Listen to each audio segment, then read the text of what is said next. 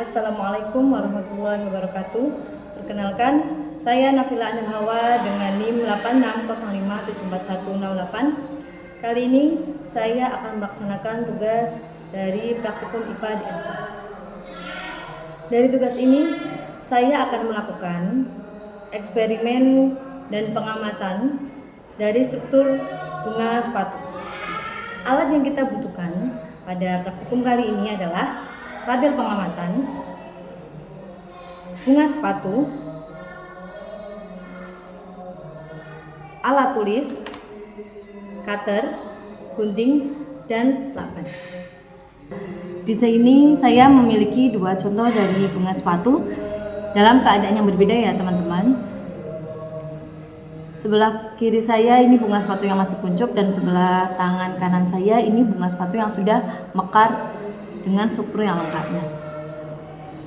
Pada bunga sepatu yang masih kuncup ini terdapat kelopak yang berwarna hijau, tangkai, serta mahkota bunga yang menutupi bagian dalam dari bunga sepatu ini. Nah, di dalam bunga sepatu ini terdapat putik, benang sari, dan kepala putik. Saya akan melakukan eksperimen membelah bunga sepatu yang sudah mekar ini, dan kita lihat struktur yang ada di dalamnya secara lengkap.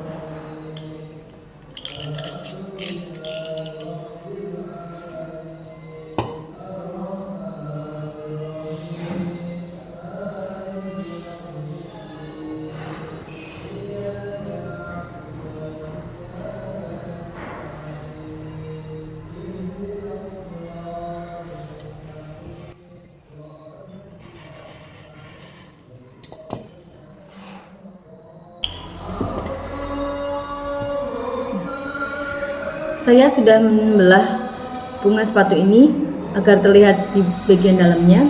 Nah, bisa kita lihat di sini terdapat bagian mahkota bunga yang berbentuk sangat cerah dan menarik.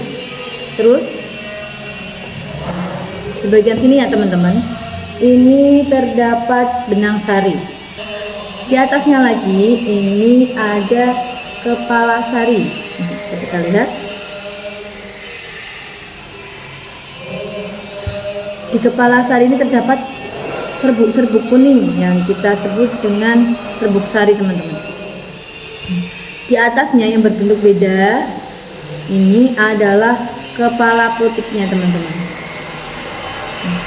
Kita lihat di bagian dalamnya.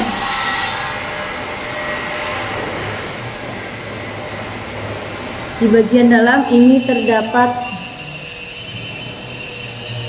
tangkai ya, terus bawahnya lagi terdapat bakal bijinya, teman-teman.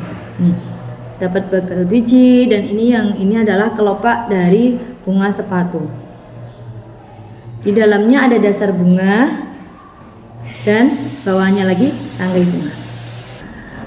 Bunga sepatu memiliki struktur yang lengkap, teman-teman. Dalam hal ini, bunga sepatu memiliki putik sebagai alat kelamin betina, ya, dan serbuk sari sebagai alat kelamin jantan.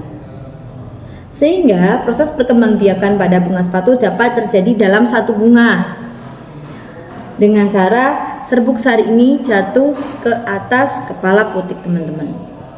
Namun bisa kita lihat kepala putik ini berada di atas serbuk sari, sehingga bunga sepatu ini membutuhkan bantuan. Bantuannya dari apa?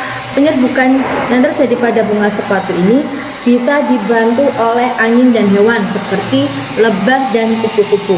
Dengan warna mahkota yang merah cerah, serta bunga sepatu ini mengandung nektar di dalamnya, maka bunga sepatu ini dapat dengan mudah menarik perhatian lebah dan kupu-kupu. Nah, sehingga lebah dan kupu-kupu itu mendekat ke dalam kelopak bunga sepatu ini, sehingga serbuk sari ini bisa menempel di sayap-sayap lebah dan kupu-kupu dan membawa serbuk sari masuk ke dalam putik, seperti itu, teman-teman. Untuk selanjutnya, saya akan menempelkan bunga sepatu di atas kertas, dan saya akan memberikan nama dari bagian-bagian bunga sepatu ini ya teman-teman.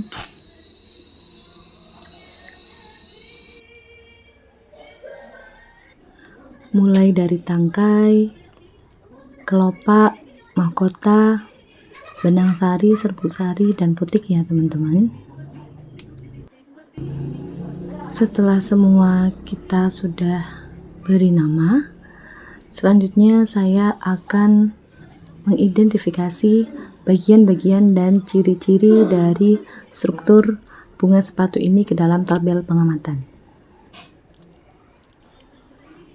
Dari pengamatan ini dapat kita ketahui bahwa bunga sepatu merupakan bunga struktur yang lengkap dan sempurna karena memiliki seluruh bagian utama dari bunga, yaitu kelopak, mahkota, benang sari, dan putik.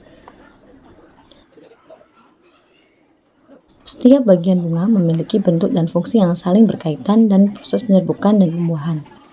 Dengan demikian, struktur bunga sepatu menunjukkan bagaimana organ reproduksi tumbuhan bekerja secara terkoordinasi untuk melanjutkan keturunan melalui pembentukan biji.